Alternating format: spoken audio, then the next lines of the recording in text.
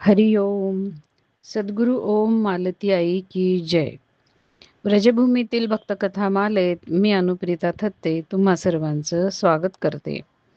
या कथामालेतली 113वी कथा आज आपण सुरू करूया.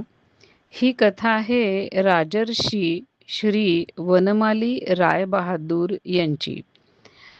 तशी मागच्या कथेपेक्षा ही थोडी मोठीच आहे कथा.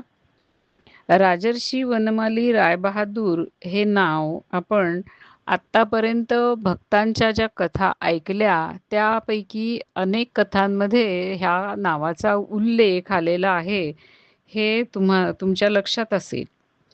राजर्षी वनमाली रायबहादूर हे पूर्व बंगाल येथील पावना जिल्ह्याच्या अंतर्गत असलेल्या ताडास येथील विशाल अशा जमीनदारीचे अधिपती होते.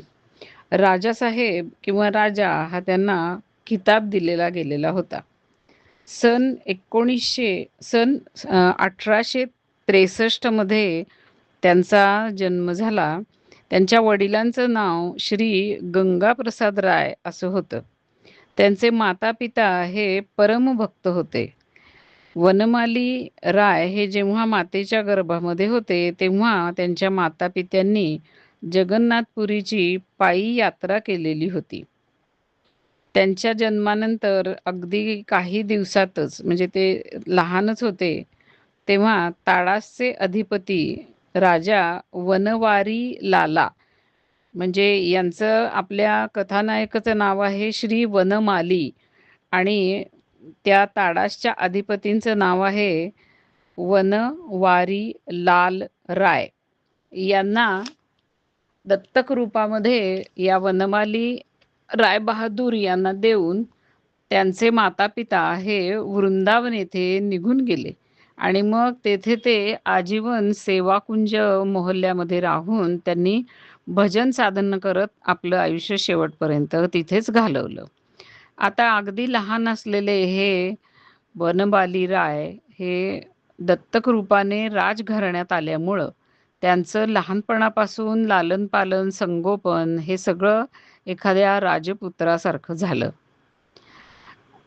ताडासचे अधिपती हे जे वनमाली बाबूंचे दत्तक पिता होते वनवारी लाल राय, तर ते तसे कृष्ण भक्त होते. पण आपले कथानायक जे रायबहादूर आहेत ते मात्र लहानपणापासून जरी भक्तिमती असे असले तरी ब्राह्म समाजाचे ते साधक होते. ब्राह्म समाजाचा त्यांच्यावरती विशेष रूपाने प्रभाव होता आणि त्या ब्राह्म समाजामध्ये दीक्षा घेऊन त्यांच्या पद्धतीने ते उपासना करत होते. म्हणजे सुरुवातीला हे काही असे कृष्ण भक्त असे नव्हते. तर त्यांच्या घरामध्ये एक अशी पुढे घटना घडली ते म्हणजे जेव्हा लहान होते त्याच वेळेला साधारण, की त्यामुळं हळूहळू कृष्ण भक्तीचा प्रवेश त्यांच्या आयुष्यामध्ये झाला. तर ते जे काय कृष्ण भक्त होते त्यांच्या ठाकूरांचं नाव हे रंगिले श्री राधा विनोद असं होतं. आणि हे रंगिले श्री राधा विनोद जेव्हापासून या त्यांच्या वडिलांनी म्हणजे रायबहादूरांच्या दत्तक वडिलांनी आपल्या घरी आणले तेव्हापासून यांना श्रीकृष्णाच्या भक्तीचा हा परिचय झाला. तर हा जो त्यांच्या घरी आलेला विग्रह होता श्री राधा विनोद नावाचा श्रीकृष्णाचा, तो विग्रह अत्यंत जागृत आणि खूप प्राचीन होता आणि तो या बनवाली राय बहादूर यांच्या वडिलांकडे कसा आला याची एक अतिशय अपूर्व अशी घटना आहे. तो एक अपूर्व असा इतिहास आहे. तर आपण पहिल्यांदा तो इतिहास ऐकूया. या अ, बनमाली रायांच्या दत्तक वडिलांचं जे ताडास नावाचं स्टेट होतं त्याच्या अंतर्गत नवग्राम नावाचं एक गाव होतं आणि तिथे यांच्या सेवेमधलेच एक अधिकारी त्या गावचा कारभार पाहत होते. त्यांचं नाव होतं श्री वांछारामजी. या वांछारामजींना अलौकिक पद्धतीने ही राधा विनोदांची मूर्ती मिळालेली होती. हे वांछारामजी फार मोठे भक्त होते आणि त्यांचं जीवन अगदी भक्ती साधनेने भरलेलं आणि त्यांचा जो दिनक्रम होता तोही अगदी भक्ताला साजेल असाच होता. त्यांच्या गावामध्ये कारतोया नावाची एक नदी होती आणि हे वांछारामजी अगदी पहाटे उठून त्या नदीवरती स्नान करून येत असत आणि त्याच्यानंतर आपल्या घरातल्या देवांची विधिवत सेवा पूजा करून मग त्यांचा दिनक्रम बाकीचा चालू होत असे. तर एक दिवस ते असेच त्या नदीमध्ये स्नान करत होते. साधारण एक कंबरभर किंवा छाती एवढ्या पाण्यामध्ये ते उभा राहून स्नान करत होते. तर त्यांना अतिशय गोड अशा आवाजामध्ये एक वाक्य ऐकायला आलं. कुणीतरी असं म्हणत होतं, की "मला पाण्यातून काढ आणि तुझ्या घरी घेऊन चल." वांछारामजींना तो आवाज अगदी स्पष्ट ऐकू आला. तो आवाज अतिशय मधुर होता. वांछारामजींनी यांनी तिथे उभ्या-उभ्याच सगळीकडे त्या पाण्याच्या पृष्ठभागावरती वगैरे पाहिलं, की कोण हे बोलतंय? पण थोड्या वेळाने त्यांना हे नक्की करता येईना, की तो आवाज पाण्यातनं आला का इकडून कुठून आला? मग शेवटी थोडा वेळ इकडे-तिकडे बघून ते स्नान करून घरी गेले. दुसऱ्या दिवशी सुद्धा असंच झालं. त्या पाण्याच्या आतूनच खरं तर आवाज येत होता, पण त्याही दिवशी त्यांना काही ते कळलं नाही. ते त्या दिवशी सुद्धा स्नान करून तसेच घरी परत गेले. पण ते जरी घरी परत गेले, तरी आदल्या दिवशी आणि दुसऱ्या दिवशी दोन्हीही दिवस तो अतिशय मधुर असा आवाज सतत त्यांच्या कानामध्ये त्यांना ऐकू येत होता. त्या आवाजाने त्यांच्या डोक्यामध्ये फेर धरलेला होता. तिसऱ्या दिवशी जेव्हा त्यांनी स्नान केलं आणि आता ते नदीतून बाहेर येणार होते, तर तेवढ्यामध्ये त्यांना आवाज तर काल 2 दिवसासारखा ऐकू आलाच. पण त्याबरोबर त्यांना असं पाण्यात जाणवलं, की आपल्या पायाला काहीतरी येऊन वस्तू एक लागलेली आहे. म्हणून त्यांनी हात घालून ती वस्तू बाहेर काढली, तर ती ही राधा विनोदाची अत्यंत सुंदर अशी मूर्ती होती. ते क्षणभर अवाक होऊन, चकित होऊन त्या मूर्तीकडे पाहत राहिले एकटक आणि स्तंभित झाले. थोड्या वेळाने भानावर येऊन त्यांनी ती मूर्ती आपल्या छातीशी घट्ट धरली. त्या मूर्तीचा अंगाला स्पर्श होताच त्यांच्या सर्वांगाला कंप सुटला, अंगावर रोमांच आले आणि डोळ्यातून प्रेमाश्रूंचा झरा वाहू लागला. त्या मूर्तींना त्या प्रेमाश्रूंनी पहिलं स्नान घातलं. त्या पवित्र जलाचं स्नान बहुतेक ह्या राधा विनोद यांना केव्हापासून हवं असावं आणि आता आपली ती इच्छा त्यांनी पहिली इच्छा पूर्ण करून घेतली. किती विलक्षण आहे पहा हा प्रभू. आपल्या मनातली एखाद्याची सेवा घेण्याची इच्छा पूर्ण करण्यासाठी त्याच्या त्या भक्ताच्या पायाला जाऊन लागण्याला सुद्धा ते संकोच करत नाहीत. वांछारामजींना वाटलं जणू आपल्याला प्राणधनच मिळालं. ते आपलं प्राणधन आपल्या छातीशी घट्ट धरून ते घरी आले आणि त्याची विधिवत प्रतिष्ठापना करून त्यांची जी काही सामर्थ्य होतं त्याप्रमाणे सगळ्या अगदी जमेल तितकी चांगल्यात चांगली त्यांच्या सेवेची व्यवस्था ते करू लागले. तशी त्यांची परिस्थिती बेताची होती. आणि ही राधा विनोदजी यांची जी मूर्ती होती ती अत्यंत विलासी होती. त्यांना रोज काहीतरी हवं असे. रोज नवीन-नवीन वस्तूंची मागणी त्यांची असे. कधी त्यांना वेगळ्या-वेगळ्या प्रकारची मिष्ठान्न खायची असत, तर कधी त्यांना नवे-नवे भारी पोशाख हवे असत.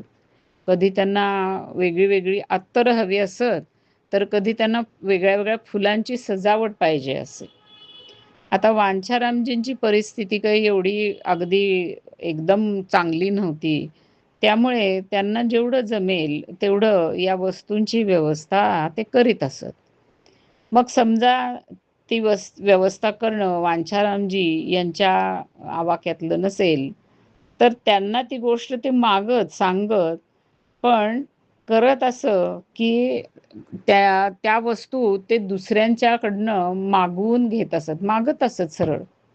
कारण काय झालं होतं, की अशा विलक्षण रीतीने ही मूर्ती मिळालेली असल्यामुळं आणि त्यांचा जो एक असा छान छोकीचा स्वभाव होता, त्याबद्दलच्या कथा अशा सगळीकडे सर्वदूर त्याची कीर्ती पसरलेली होती.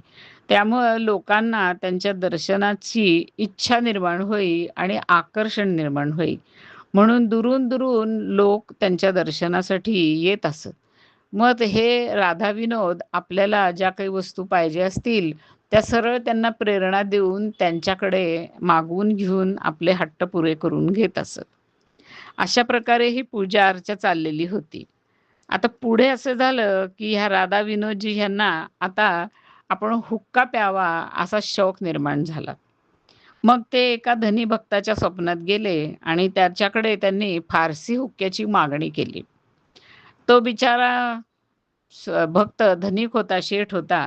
त्यांनी अतिशय सुंदर अशी चांदीची छान सुरेख म्हणजे निमुळती आणि नक्षी असलेली अशी एक फारसी फारशी हुक्काची हे त्यांच्याकडे घेऊन तो आला.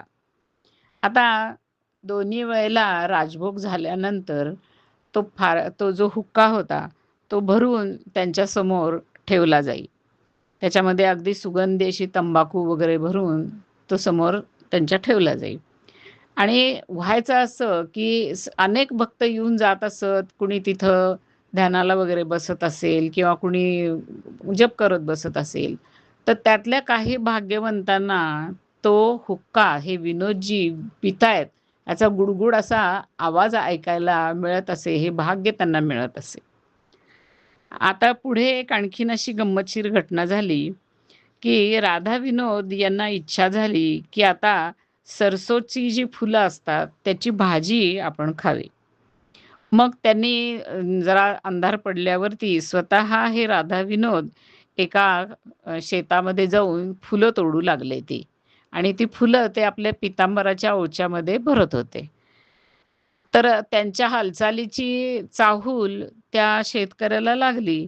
म्हणून तो जोराने विचारलं त्याने, की "कोण आहे शेतामध्ये?"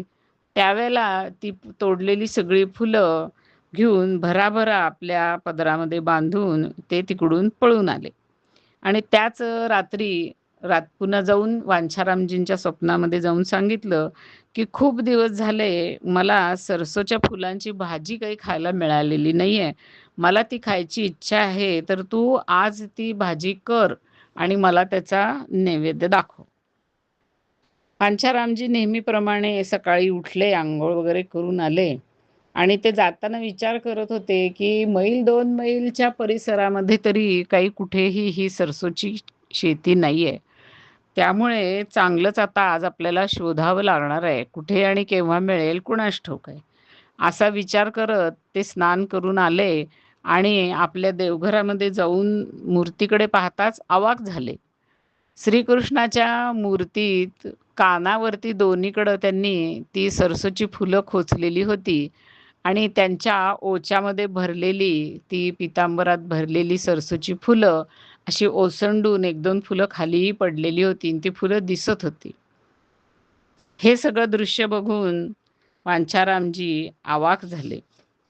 त्यांच्या लक्षात आलं, की आपल्याला फुलं ही आणण्यासाठी दूर जाण्याचा, हिंडण्याचा त्रास होऊ नये म्हणून स्वतः ठाकूर ही फुलं कुठून तरी जाऊन घेऊन आलेली आहेत. आणि ही सगळी जी घटना होती, ती अर्थातच सगळ्या लोकांना समजत सगळीकडे पसरली. वांछारामजींनी त्यांना त्या फुलांची भाजी करून अर्थातच नैवेद्य दाखवला आणि पुढे ज्याच्या शेतामधून ती फुलं त्यांनी आणलेली होती, त्याच्याही कानावरती हे गेल्यानंतर ही रुजवात झाली आणि त्यामुळे त्या शेतकऱ्यालाही धन्य वाटलं. वांछारामजी हे जरी गरीब असले, तरी अत्यंत अतिथी सेवामध्ये तत्पर असत. गावामध्ये कुठूनही कोणीही नवीन व्यक्ती आला आणि जर त्याला कुठेच थारा मिळाला नाही, तर त्याला सरळ यांचं नाव सांगितलं जाई आणि तोही बिनदिक्कत यांच्याकडे येत असे. कोणीही केव्हाही येवो, त्याचा अगदी यथायोग्य सत्कार आणि अतिथी सेवा यांच्या घरी केली जात असे. या अतिथी सेवेबद्दलच एक अत्यंत अनोखी अशी घटना त्यांच्या बाबतीत घडली ज्याच्यामध्ये श्री गोपाळकृष्णांनी स्वतः त्यांचा मुलगा म्हणून छोट्या बालकाचं रूप घेतलं. तर तो जो किस्सा आहे तो आपण आता पुढील भागामध्ये ऐकूया. हरिओम.